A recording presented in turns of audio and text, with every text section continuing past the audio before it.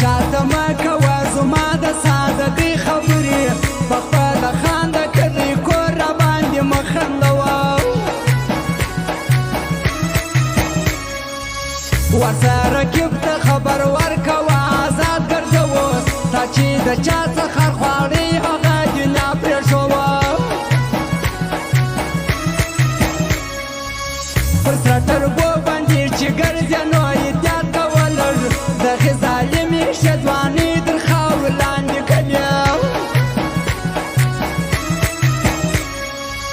نور که هر څنګه یم خو دغه یو عادت لرمه په نیمه لار کې یاره نه پرېږدم بلا دې وخه د خوشحالۍ په ورځ چې ستا خوښي هغه در غواړه چې سخته ورځ دې بیا و ما ته ټلیفون راکوه لار کې ولاړو رقیبانو سره سر خلاصوم د ماپښین شنو چایو له ځان دې رسوم لالیه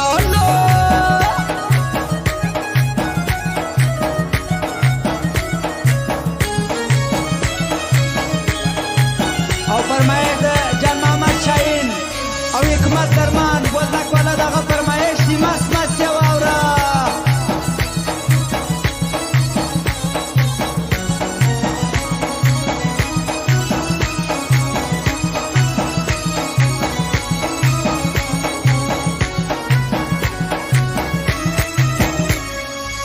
هغې چې ما ته وویل چې ما د زړه وباسه ما ورته وویل چې څوک د تا تعارف دې وکړه رقیبه زما په خیال د ژونده سه د زړه تور سوی زما و مخ ته چې په بریتو باندې ګوتې ویم هر چاته مه کوه زما و ستا د مینې کیسه وړوکې یاره ستا در تورو سترګو وګرځمه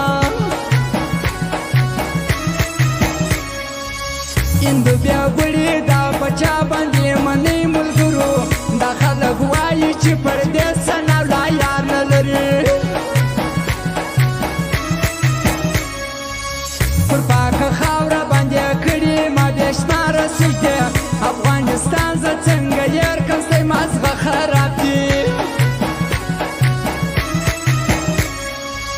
زما د ګران افغانستان بیرغ ته مه ګورئ سپک د دې بیرغه زاریم خدای دې تباه کړي خلکو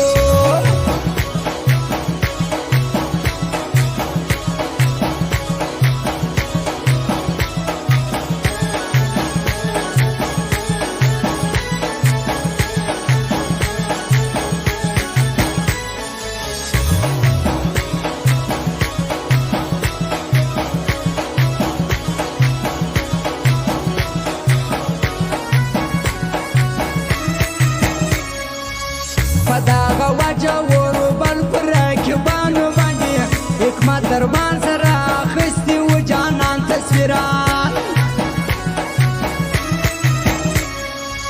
خلک دې ټول پر ما شکې کو د هندو بچیه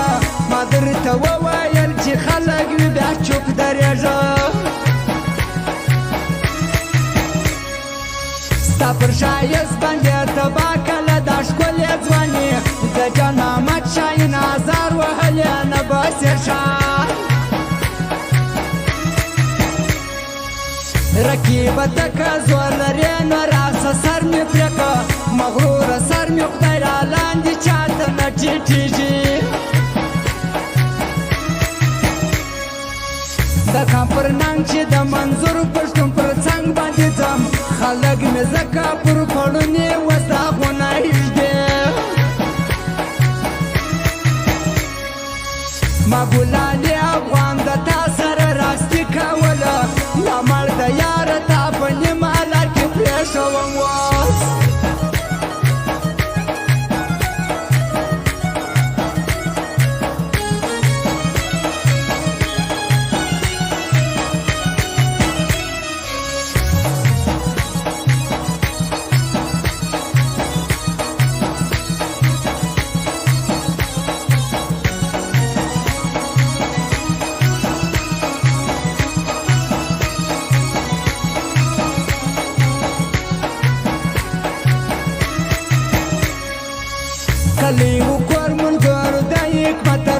نقشې دي دغه معروف ولسوالۍ هر وخت به دا یادوم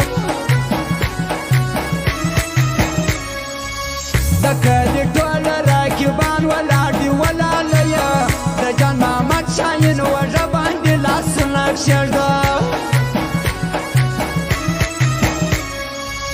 د دې معروف ولسوالۍ له یوه ورځم خامخا تاریخ دی دي هم غښتلې اتلان لري وای